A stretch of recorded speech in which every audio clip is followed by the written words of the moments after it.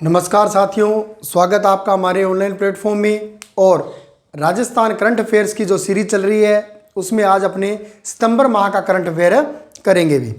उम्मीद करता हूं पिछले जो लास्ट अगस्त तक अपने करंट अफेयर किया है वो आपको याद हो गया होगा।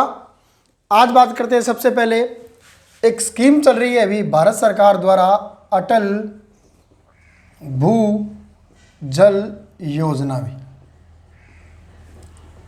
यह योजना क्या है, पूरे भारत के 7 राज्यों में चल रही है।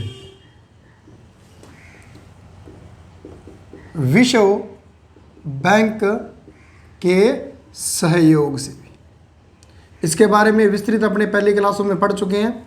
विश्व बैंक के सहयोग से अटल भूजल योजना चल रही है भारत के 7 राज्यों में। किसके द्वारा? केंद्रीय जल संसाधन मंत्रालय द्वारा।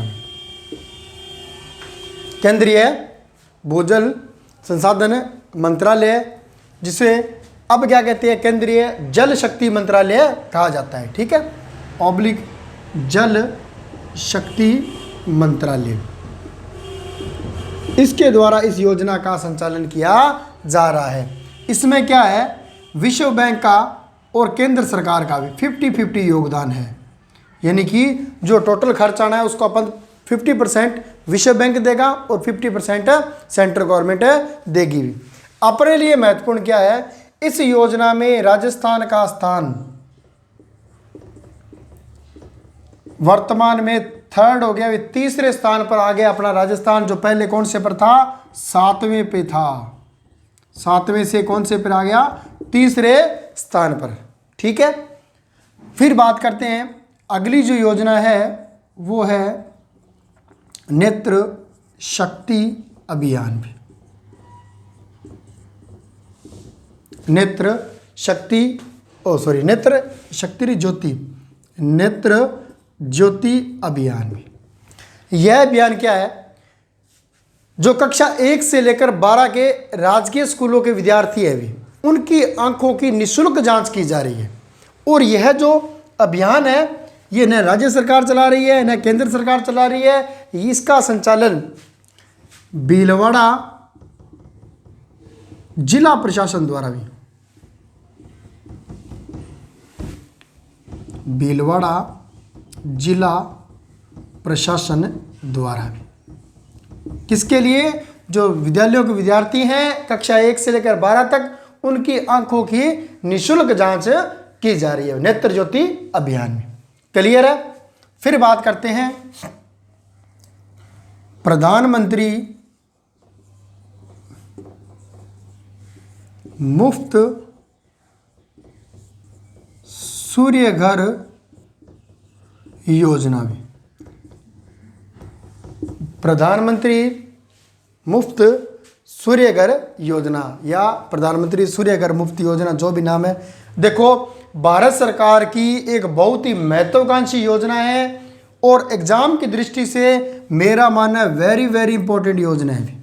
ठीक है, यह क्या कहता है कि इस योजना के अनुसार सौर ऊर्जा को बढ़ावा देने के लिए घरों में रूफटॉप सिस्टम और सोलर पैनल स्थापना करने के लिए इसमें क्या दिया जा रहा है, सब्सिडी दी जा रही है, अनुदान दिया जा रहा है। ठीक है, लागू भी, प्रारंभ बहुत महत्वपूर्ण है एग्जाम की दृष्टि से, रट लेना इसको। कब से प्रारंभ हुई, कितना अनुदान मिल रहा है, कितनी सब्सिडी मिल रही है, तो प्रारंभ हुई थी 15 फरवरी 2024 को भी।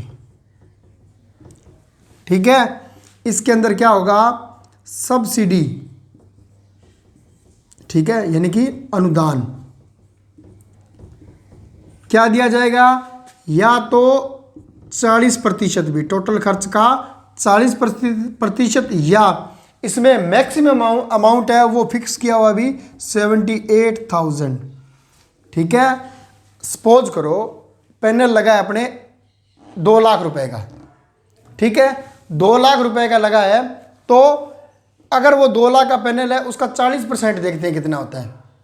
ठीक है, तो 2 लाख का 40% होता है 80,000 रुपये। तो 2 लाख का अगर खर्चा आया है तो अपने को 40% 80,000 नहीं देंगे भी, मैक्सिमम तो 78,000 ही देंगे। ठीक है, उससे कम का है तो 40%, यानी जो भी पहले होगा उसको देंगे। अब सपोज करो 1 लाख का पैनल लगा है और आप कह दो जी मैं 78,000 का सब्सिडी दे दो, ना, 1 लाख का पैनल मिला है तो उसका 40% यानी कि 40,000 सब्सिडी मिलेगी।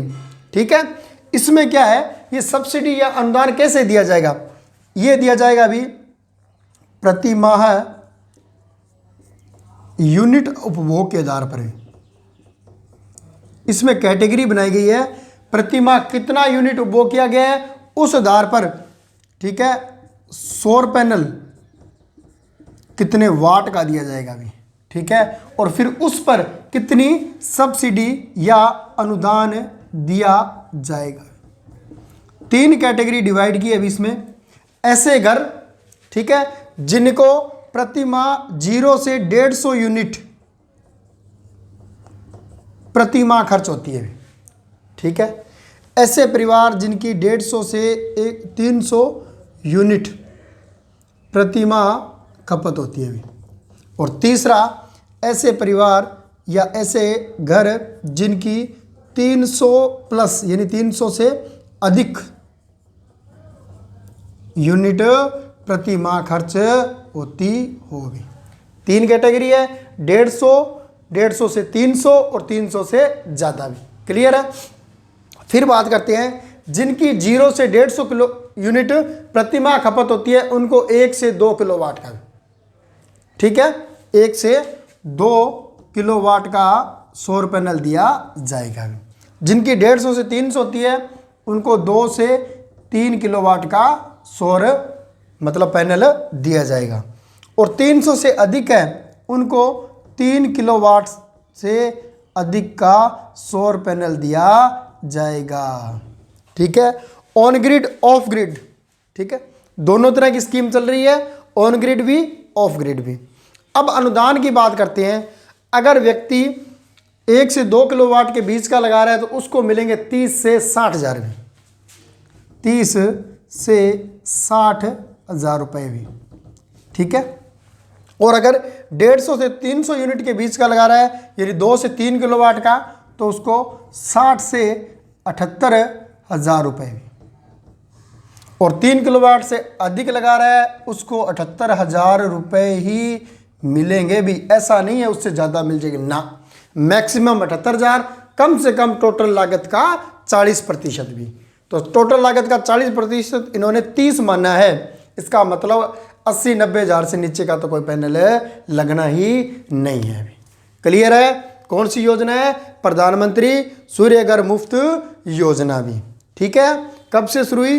15 फरवरी 2024 को। अनुदान 40% या मैक्सिमम 78,000। और जो कैटेगरी रहेगी अनुदान की वो आपके सामने है। कौन सी? 0 से 150 यूनिट वालों को 30 से 60,000 रुपये, उससे ज़्यादा वाले को 150 से 300 वाले को 30 से 60,000 रुपये, और 300 से अधिक वाले को 78,000 रुपये मैक्सिमम दिए जाएंगे। कौन सी योजना? प्रधानमंत्री मुफ्त सूर्य घर योजना भी। क्लियर है। फिर बात करते हैं राजस्थान में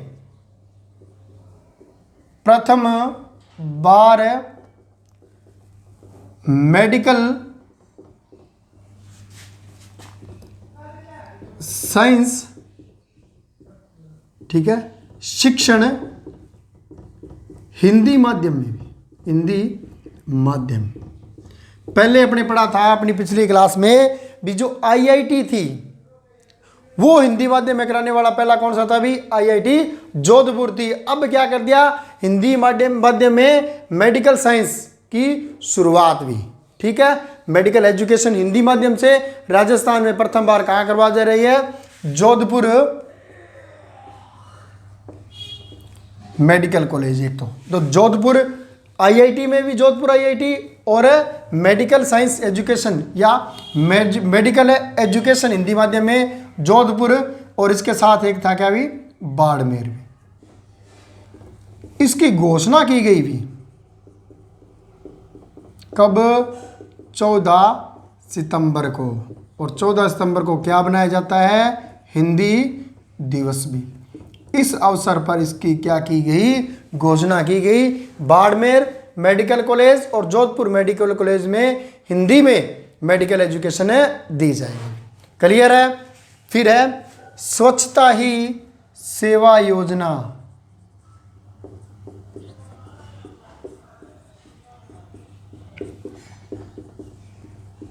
प्रारंभ हुई 17 सितंबर 2024 को। ठीक है। किसके द्वारा?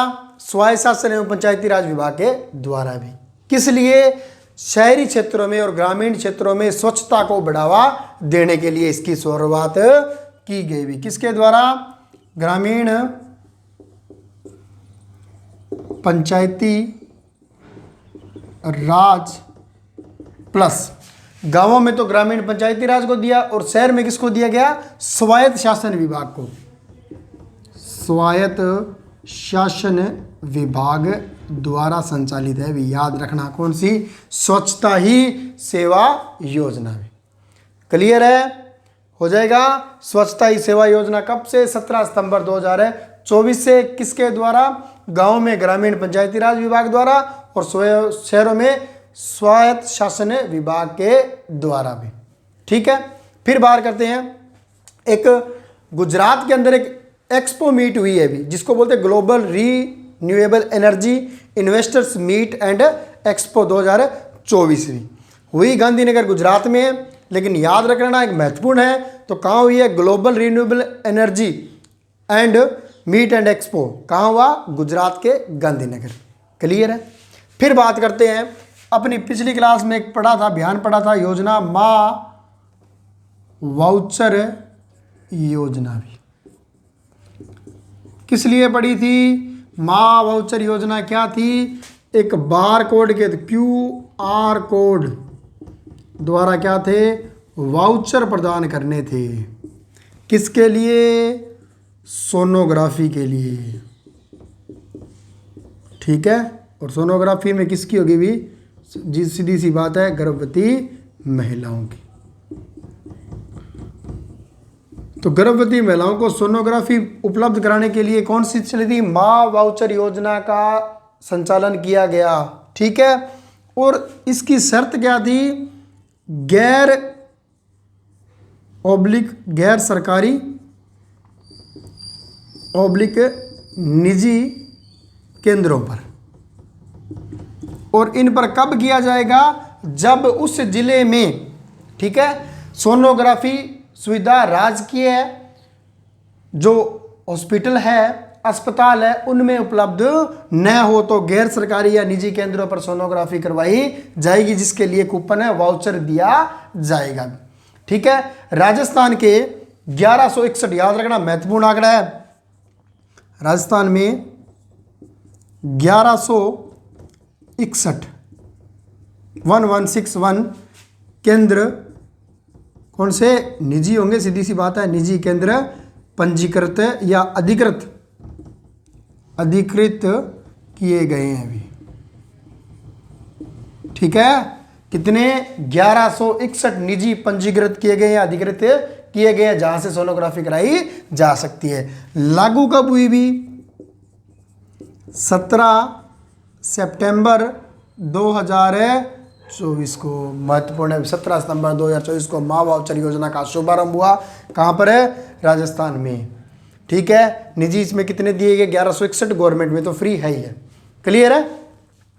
फिर है रोजगार सहायता केंद्र भी।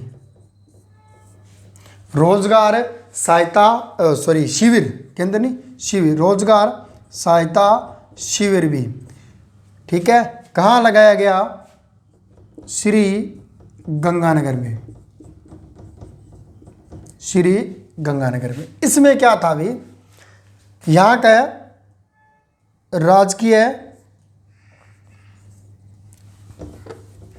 एक महाविद्यालय भी, डॉक्टर भीमराव अंबेडकर राजकीय महाविद्यालय भी।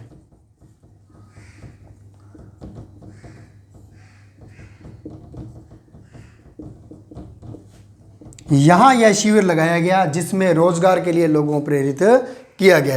एक और बताता हूँ भी, क्योंकि मैं गंगानगर से ही बिलोंग करता हूँ, तो ये जो राजकीय डॉक्टर भीमराव अंबेडकर राजकीय महाविद्यालय है, यहाँ का जो शैक्षणिक स्टाफ है, यहाँ के जो प्रोफेसर है, व्याख्याता हैं, वो क्या करते हैं भी, बच्चों को निःशुल्क IAS RS वगैरह की या RPSC की तैयारी करवाते हैं भी। स्टाफ ने मिलकर बना रखा है एक इंस्टीट्यूट, ठीक है, उसमें निःशुल्क ये तैयारी भी करवाते हैं। तो यहाँ आयोजन किया गया डॉक्टर भीमराव अंबेडकर कॉलेज में रोजगार सहायता शिविर का भी। कब किया गया? 30 सितंबर 2024 को भी। ये भी अपने लिए एक महत्वपूर्ण है। क्लियर है? राजस्थान में प्रथम बार मेडिकल एजुकेशन हिंदी में करवाने के लिए कौन से? जोधपुर और बाड़मेर। कब घोषणा की? 14 सितंबर हिंदी दिवस पर। स्वच्छता ही सेवा योजना 17 सितंबर 2024 को। माँ बाउचर योजना में QR कोड, सोनोग्राफी निजी या गैर सरकारी में 1161 पंजीकृत हैं। शुभारंभ हुआ 17 सितंबर 2024 को। रोजगार सहायता शिविर 30 सितंबर 2024 को श्री गंगानगर के डॉक्टर भीमराव अंबेडकर राजकीय महाविद्यालय में लगाया गया। क्लियर है? फिर एक पर्यटन ग्राम प्रतियोगिता का आयोजन किया गया भी। पर्यटन ग्राम प्रतियोगिता, ठीक है, आयोजन भी कब किया गया? 27 सितंबर 2024 को। इसमें क्या किया गया है? गांवों को पर्यटन के क्षेत्र में विकसित करने के लिए या उनको आगे बढ़ाने के लिए इस योजना का प्रारंभ किया गया। जैसे आपने पढ़ा होगा देवमाली गांव को पर्यटन का पुरस्कार भी मिला था ना। उसी तरह इनको क्या करना है? सांस्कृतिक और प्राकृतिक संपत्ति है उसको जो गांव संरक्षित कर रहे हैं, ठीक है, उनको पहचान कर उनमें पर्यटन का विकास करना है। किसके द्वारा चलाया जा रहा है? पर्यटन मंत्रालय भारत सरकार द्वारा भी। पर्यटन मंत्रालय भारत सरकार के द्वारा इसका आयोजन किया जा रहा है भी। क्लियर है? फिर बात करते हैं, राजस्थान में तंबाकू मुक्त कैंपेन चलाया जा रहा है भी, है ना।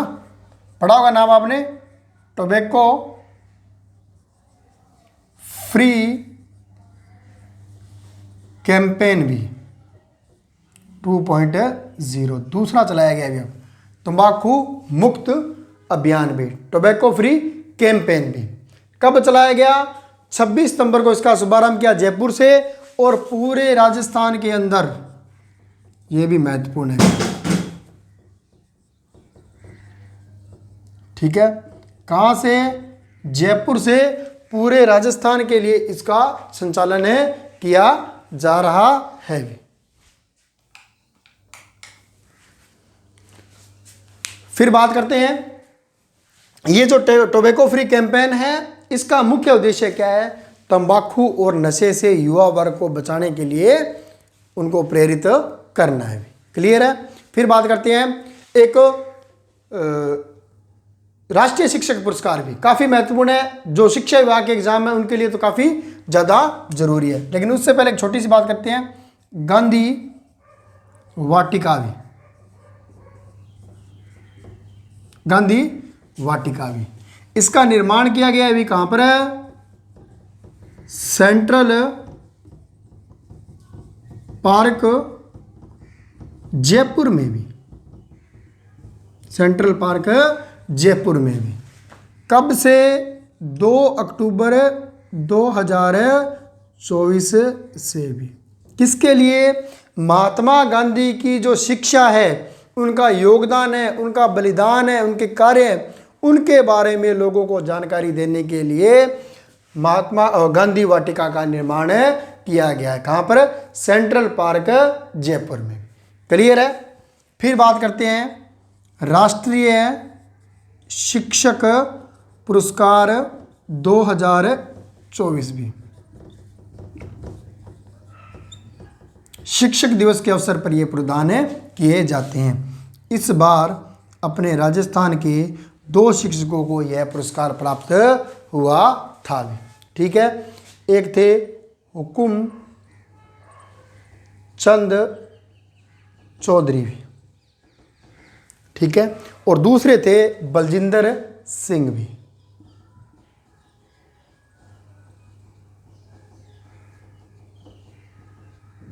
ठीक है।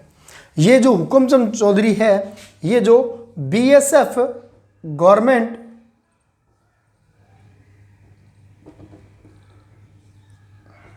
सीनियर सेकेंडरी स्कूल है अभी बीकानेर, वहाँ के शिक्षक हैं अभी, ठीक है। और जो बलजिंदर सिंह जी है, ये government senior secondary school Padampur के पास एक गांव है भी, वहाँ के रहने, वहाँ शिक्षक के रूप में कार्य कर रहे हैं। पदमपुर है श्री गंगानगर में भी, ठीक है। तो दो व्यक्तियों को राष्ट्रीय पुरस्कार मिला है, हुकुमचंद चौधरी को और बलजिंदर सिंह को भी। हुकुमचंद जी बीएसएफ स्कूल बीकानेर में कार्यरत हैं और Baljinder Singh ji government senior secondary school Padampur में गंगानगर में कार्यरत है भी, ठीक है। फिर बात करते हैं मथुरा दास माथुर अवार्ड 2024 भी, यह दिया जाता है क्रिकेट के क्षेत्र में भी, ठीक है। 3 कैटेगरी होती है भी इसमें, एक सीनियर वर्ग, एक जूनियर वर्ग और एक सब जूनियर वर्ग भी, ठीक है। 3 कैटेगरी में पुरस्कार दिया जाता है, सीनियर वर्ग, जूनियर वर्ग और सब जूनियर वर्ग भी। इनके अंदर क्या है, सिर्फ और सिर्फ किस क्षेत्र में, क्रिकेट के क्षेत्र में दिया जाता है। और वर्तमान में जो दिया गया था वो कौन सा था, 31वां मथुरा दास माथुर अवार्ड 2024 था, ठीक है भी। एक चीज याद रखना, कब दिया गया, 6 सितंबर 2024 को भी। कितनी कैटेगरियों में दिया जाता है हर वर्ष, 3 कैटेगरियों में, सीनियर वर्ग, जूनियर वर्ग और सब जूनियर वर्ग भी, ठीक है। सीनियर वर्ग में दिया गया अभिजीत तोमर को भी, राजस्थान के रणजी खिलाड़ी हैं अभिजीत तोमर, तो सीनियर वर्ग में अभिजीत तोमर को भी। और जूनियर वर्ग में दिया गया रोहन को भी, ठीक है। सीनियर में अभिजीत को ऑलमोस्ट एग्जाम में सीनियर वर्ग ही पूछा जाता है, जूनियर सब जूनियर का नहीं पूछा जाता, लेकिन फिर भी पढ़ना है अपने को। सीनियर वर्ग में अभिजीत तोमर, जूनियर वर्ग में कौन, रोहन राय राजभर, शायद राजभर थे, आप थोड़ा देख लेना इसको, राजभर थे या रायभर थे, तो सो रोहन राजभर थे। और इसमें थे रजत बघेल भी, ठीक है। तो तीनों पूरे। पर्यटन ग्राम प्रतियोगिता 27 सितंबर 2024 को पर्यटन मंत्रालय भारत सरकार द्वारा टॉपको फ्री कैंपेन 2.0 26 सितंबर 2024 जयपुर से गांधी वाटिका सेंट्रल पार्क जयपुर में राष्ट्रीय शिक्षक पुरस्कार 2 जनों को दिया गया, हुकुमचंद चौधरी और बलजिंदर सिंह को भी। फिर मथुरा दास माथुर अवार्ड 3 कैटेगरी में, क्रिकेट के क्षेत्र में 31वां, सीनियर में अभिजीत को, जूनियर में रोहन को और सब जूनियर में रजत को दिया गया भी। फिर एक बात करते हैं, एक योजना चलती थी मुख्य मंत्री बाल गोपाल योजना भी, ठीक है। इसका क्या किया कर दिया भी, नाम परिवर्तन कर दिया गया और नाम रखा गया है पन्ना दाय बाल गोपाल योजना भी।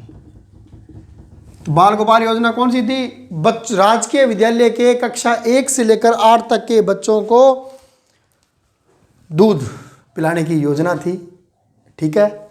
और उस योजना का नाम बदल कर क्या कर दिया गया है, पन्ना दाय बाल गोपाल योजना कर दिया गया है भी, ठीक है। फिर बात करते हैं मुख्यमंत्री भजनलाल शर्मा क्या किया है, जो भारत में एक स्कीम चल रही है अभी, कौन सी, वरिष्ठ नागरिक तीर्थ यात्रा, है ना, वरिष्ठ नागरिक तीर्थ यात्रा, वरिष्ठ रहेगा क्या, वरिष्ठ नागरिक तीर्थ यात्रा। इसके तहत जयपुर से मदुरई व रामेश्वरम के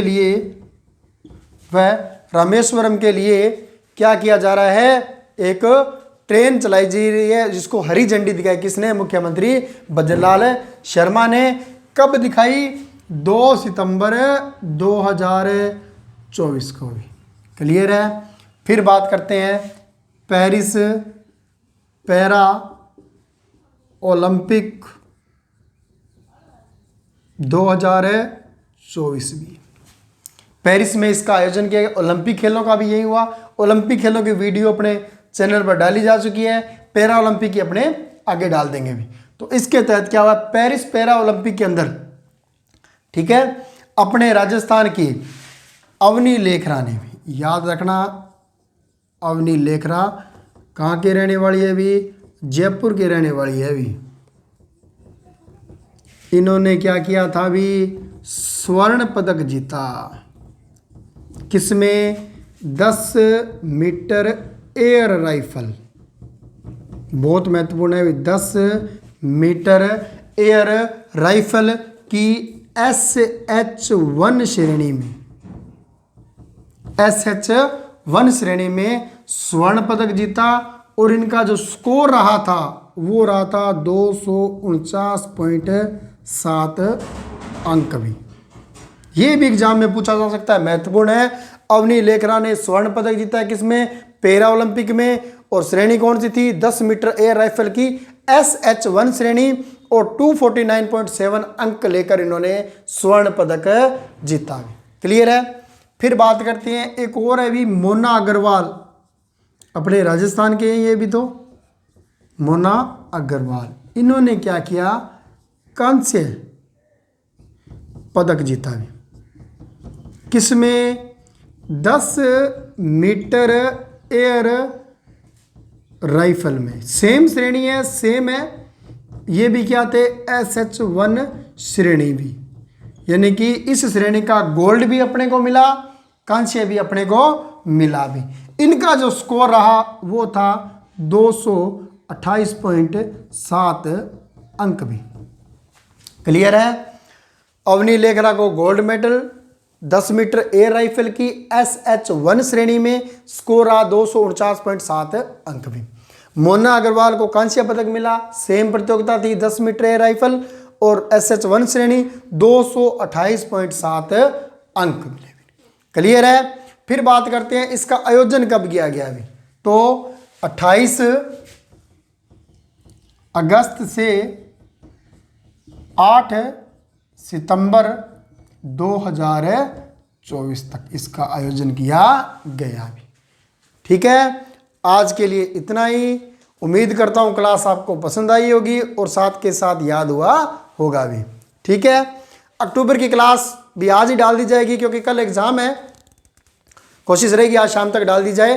कल ये जो पशु परीक्षक भर्ती देने जा रहे हैं उनके लिए काफ़ी महत्वपूर्ण है। और इसके अलावा क्या ड्रेस कोड रहेगा उसके बारे में अपने अगली क्लास में बातचीत करेंगे।